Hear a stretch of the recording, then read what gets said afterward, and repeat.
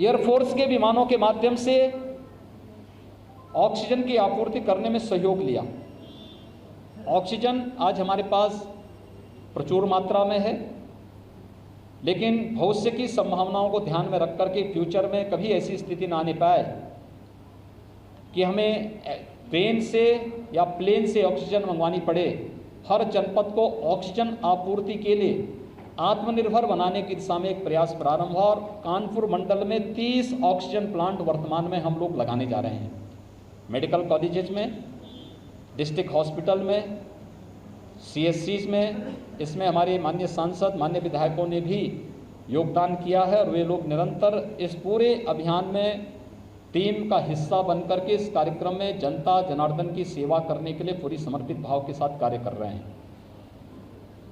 जब पीक पे second wave थी, कुछ लोगों ने उस समय मजबूरी का फायदा उठाने का प्रयास किया और खासतौर पर कुछ जीवन रक्षक दवाओं का कालाबाजारी करने का प्रयास किया। इस मामले में सरकार ने सख्ती की। कुछ लोगों पर हम लोगों ने उनकी गिरफ्तारी करने के साथ साथ NSA की कार्रवाई भी उन पर की गई है। आगे भी कोई भी कालाबाजारी होगा, जो किसी का शोषण करेगा, उसके खिलाफ इतनी सख्ती के साथ सरकार निपटेगी और उस पर बहुत सख्ती करेगी। आवश्यकता पड़ेगी तो ऐसे तत्वों की संपत्तियों को जब्त करने की कार्रवाई भी सरकार करेगी।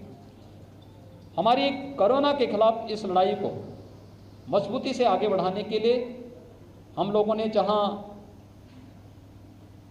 वैक्सीनेशन के कार्यक्रम को भी तेजी किया है। पूरे प्रदेश के अंदर अब तक 1,62,00,000 से अधिक लोगों को हम वैक्सीन उपलब्ध करवा चुके हैं।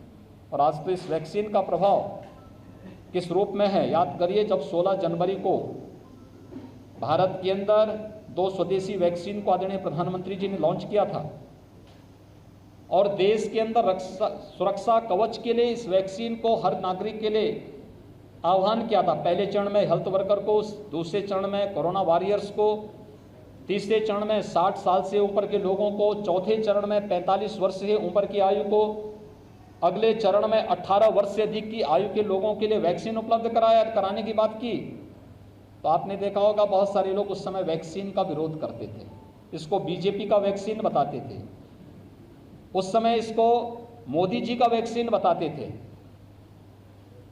ये वैक्सीन हर नागरिक को निःशुल्क केंद्र और प्रदेश सरकार उपलब्ध करा रही है। कोरोना महामारी से बचाव के लिए उसको एक सुरक्षा कवच प्रदान कर रही है। लेकिन आज वही लोग कह रहे हैं ये वैक्सीन निःशुल्क मिलना चाहिए, क्योंकि ये वैक्सीन तो पहले से ही निःशुल्क दिया जा रहा है। लेकिन उस समय विरोध करते थे, हम वैक्सीन नहीं लगाएंगे की बात करते थे। लेकिन आज वही लोग वकालत कर रहे हैं। ये बदलाव स्वर इन लोगों के दोहरे चरित्र को इस रूप में आप देख सकते हैं। वैक्सीनेशन का कार्यक्रम युद्ध स्तर पर आगे चल रहा है और हम लोगों ने ग्रामीण क्षेत्र में भी जो कॉमन सर्विस सेंटर है या शहरी क्षेत्र में कॉमन सर्विस सेंटर हैं, दिव्यांगजन या फिर जो भी ऐसे ज़रूरतमंद हैं, गांव का मजदूर है, किसान है, महिलाएं हैं, उनको गांव के बाहर न जाना पड़े। हमारा प्रयास है कि सेकेंड वेव को हम 30 मई तक नियंत्रित करने में काफ़ी हद तक सफल हो जाएंगे। इसके बाद जून में हम लोग वैक्सीनेशन की स्पीड को बढ़ाने वाले हैं और फोकस करने वाले हैं उन क्षेत्रों में जो लोग महत्वपूर्ण केंद्रों पर, बड़े बड़े सेंटर में नहीं आ सकते। वहाँ पर उनके लिए हमारे जनप्रतिनिधियों के सहयोग से वहाँ पर वेटिंग एरिया, ऑब्जर्वेशन एरिया बना करके और वहाँ पर उनको वही गांव के पास ही उनको वैक्सीन देने की कार्रवाई को भी बृहद पैमाने पर आगे बढ़ाने की कार्रवाई की जा रही है। भारत सरकार हमें इस मामले में पर्याप्त सहयोग कर रही है, भरपूर वैक्सीन उपलब्ध करवा रही है। ब्लैक फंगस की एक नई समस्या हमारे सामने आई है। हमने आज ही कानपुर को भी इसका एक सेंटर बनाने के लिए कहा है कि कानपुर को पर्याप्त मात्रा में दवा मिले। यहाँ के जनप्रतिनिधियों ने ये बात अभी मीटिंग में रखी थी, मैंने इसके लिए एक आदेश किया है। दूसरा, कानपुर का नगर निगम का एक बच्चों का हॉस्पिटल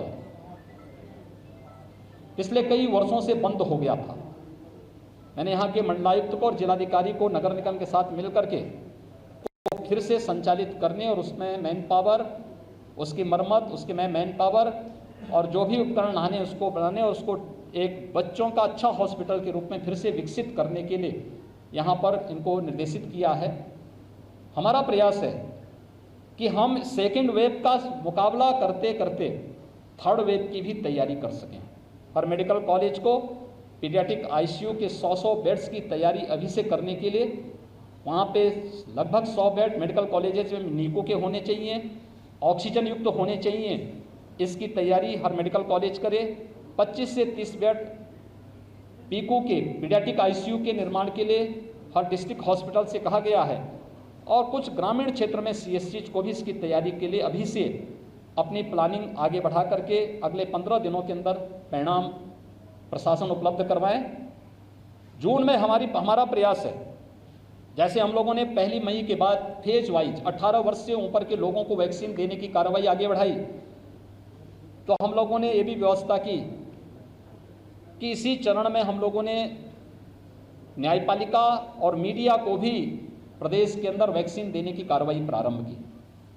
खासतौर पर इस समय 2 सेंटर में ये कार्रवाई प्रारंभ हुई है, एक लखनऊ और नोएडा में मीडिया के लिए और लखनऊ और प्रयागराज में जुडिशरी के लिए। लेकिन हर एक जनपद में हम इस कार्यक्रम को आगे बढ़ा सकें।